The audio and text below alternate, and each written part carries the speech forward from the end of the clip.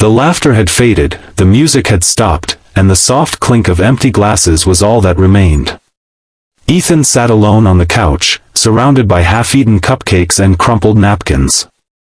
Balloons drooped in the corner, and the once lively glow of the party lights now flickered weakly, like they too were ready to leave.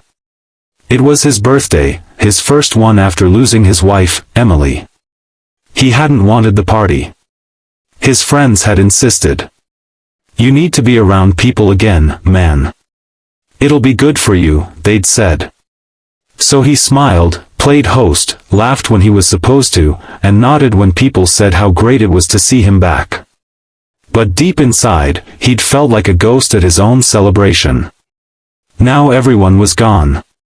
Except her. Maya, Emily's younger sister. She stood quietly by the doorway, arms crossed, watching him the way people watch a fragile thing they're afraid to touch. "Hey," she said softly, walking closer. "You okay?" Ethan forced a smile. "Yeah. Just, you know. Parties." She gave a small, knowing laugh. "You always hated parties." He looked up, surprised. "Emily told you that?" "She told me everything," Maya said. Her voice was gentle, but it carried a weight that filled the empty room. She started picking up paper plates, moving around with quiet purpose. "You don't have to clean up," Ethan said. "I know," she replied. "But I want to." They worked side by side in silence for a few minutes. Outside, the wind rustled the trees, and somewhere in the distance, a car door slammed. When they were done, Maya sat beside him on the couch. The same couch where he and Emily used to watch late-night movies, legs tangled under a shared blanket. "It's strange," he said, staring at the floor. "Everyone tells you to move on, like grief has an expiration date." Maya nodded slowly. "It doesn't. You just learn to live with it." Ethan's throat tightened. "Some days I forget for a moment. Then I see her coffee mug, or hear her song on the radio, and it all comes rushing back." She looked at him, eyes shining but steady. "That's love. It doesn't disappear. It just changes form." He turned toward her, really seeing her for the first time that night, not as Emily's little sister, but as someone who understood his silence, his exhaustion, his need to remember and to heal. For a long time, neither spoke.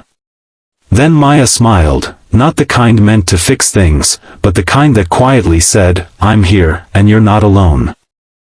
"Everyone left the party," she said softly, her voice almost a whisper.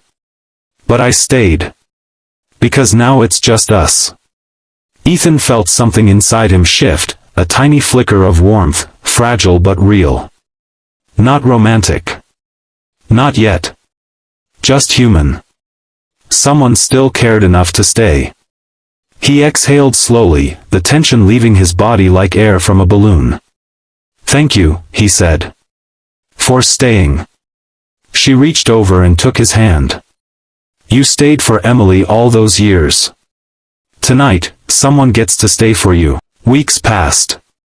Maya started dropping by with coffee on Sunday mornings, helping him organize old photos, laughing over the little things Emily used to do, like hiding the TV remote in the freezer, for fun. Through every story, every shared silence, Ethan found himself remembering not just what he'd lost, but what he still had. Connection. Compassion. Life. One evening, as they watched the sunset from the porch, Maya turned to him and said, "You know, I think Emily would have liked this." "You smiling again?" He smiled faintly. "Yeah, maybe she would have." They sat quietly, watching the last light fade into the horizon. And for the first time in a long while, Ethan didn't feel like he was living in the past, he was simply living. Moral. Sometimes, the most powerful act of kindness is just staying. When everyone else leaves, the one who stays can help turn grief into healing, and loneliness into hope.